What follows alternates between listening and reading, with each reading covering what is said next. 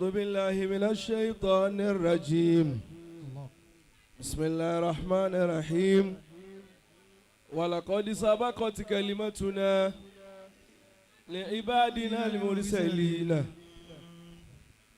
إنهم لهم المنصورون وإن جندنا لهم الغالبون.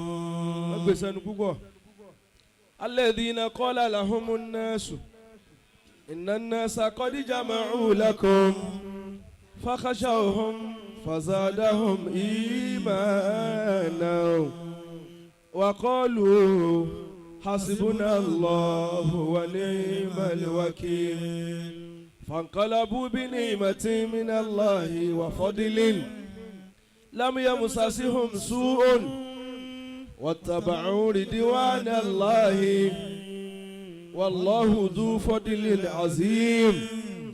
ورد الله الذين كفروا بغيظهم لم ينالوا خيرا وكفى الله المؤمنين القتال وكان الله قويا عزيزا.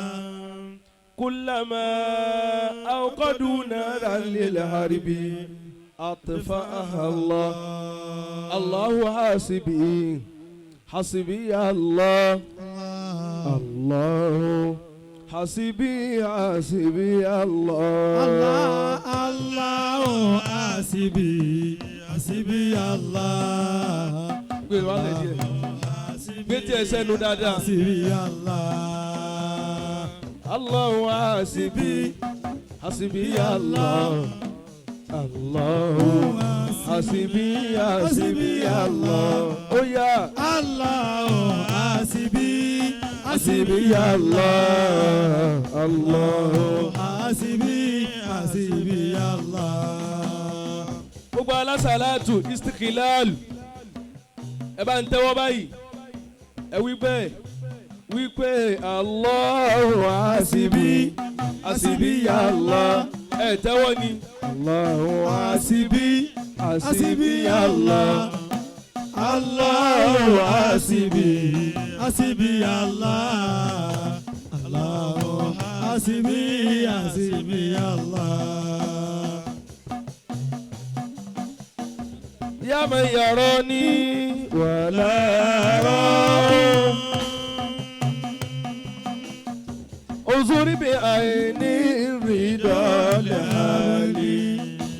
Ya man kafani thumma kalani wa man alayhi dawmatikali kulli mu'ina ya dhal jalali kulli mugitha ya dhal nawali lutfaka Allahumma abtagi min kulli fi'li wa min manali wa min shamatati shamitina famini min hadhal kamali lam yashqa qatun abudun da'aka in saha imanu li'ali law kunta tarida anni ilahi lastu ubali biki wa qali kam man razaqta bila hisabi wa kam azazta min ar-rijali in daka illa fadiluka rabbi kulli rahiman fi kulli ali afwaka Allahumma maliki rami kana ma'asiya karimali law ma afauta anni ilahi akunu fil gayyi wa dalali yasi'ahu sadiha fi laki naharuhum thumma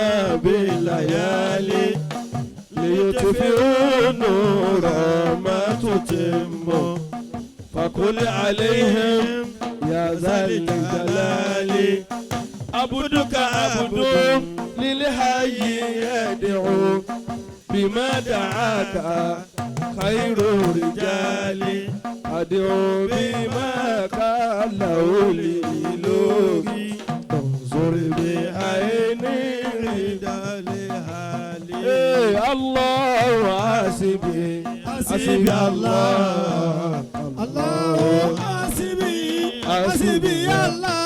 gbogbo alásàlátù ẹ bá nǹkan sára sọ́lọ́run báyìí ẹ wí bẹ́ẹ̀ èmi kan sára sọ́lọ́run ọba èmi kan sára sọ́lọ́run ọba ọba tí ó já ṣe tí ó wọ̀ mí ọba tí ó já ṣe tí ó wọ̀ mí o wí bẹ́ẹ̀ ọba tí ó já ṣe tí ó wọ̀ mí o èmi kan sára sọ́lọ́run. ọ̀yá àwọn méjèèjì ẹ bá ń wí pé la ilaha illallah jalla jalaluhu la ilaha illallah jalla jalaluhu. ẹ alásàlátù ẹ dìde ẹ bá ń kí Ọlọ́run lẹ́ẹ̀kan náà la ilaha illallah jalla jalaluhu la ilaha illallah jalla jalaluhu. la ilaha jalla jalaluhu la ilaha illallah jalla jalaluhu. bil yamini jalla jalaluhu. bil shimali jalla jalaluhu. bil amami jalla bil jalaluhu. warai jalla jalaluhu. bil awwali jalla bil jalaluhu. akhiri jalla jalaluhu. la ilaha illallah jalla jalaluhu la ilaha Baminisa. illallah jalla jalaluhu. la ilaha illallah jalla jalaluhu la ilaha illallah jalla jalaluhu. la ilaha illallah jalla jalaluhu la ilaha illallah jalla jalaluhu. òsirú Olúwa lókè sánmọ̀ jalla jalaluhu la ilaha illallah Malami Kama Minister. jalla jalaluhu. òsirú Olúwa nílẹ̀ ìrẹ̀lẹ̀ jalla jalaluhu la ilaha illallah jalla jalaluhu. jalla jalaluhu jalla jalaluhu. ya wal badawi jalla jalaluhu. jalla jalaluhu. Ọlọ́run ó yẹ gbogbo àwọn ọmọ fún yín. Ébà. jalla jalaluhu. La ilaha illallah jalla jalaluhu. la ilaha Ya wal badawi. illallah jalla jalaluhu. La ilaha illallah jalla jalaluhu. la ilaha illallah jalla jalaluhu. Ìyá wa Kájọlà ní láti Ìlọrin. Allah. Kò ní bàjẹ́ fún yín. Olóríire tó ti dé kó yóò bá ànábì báyìí. sallallahu alayhi wa sallam. Juwọ́ sí ànábì kó bá ń kí ànábì báyìí. sallallahu alayhi wa sallam. Máa kí ànábì bí ìgbà tó ń wo níwájú rẹ̀ sọ pé sallallahu alayhi wa sallama. sallallahu alayhi wa sallam. Nísìnyí.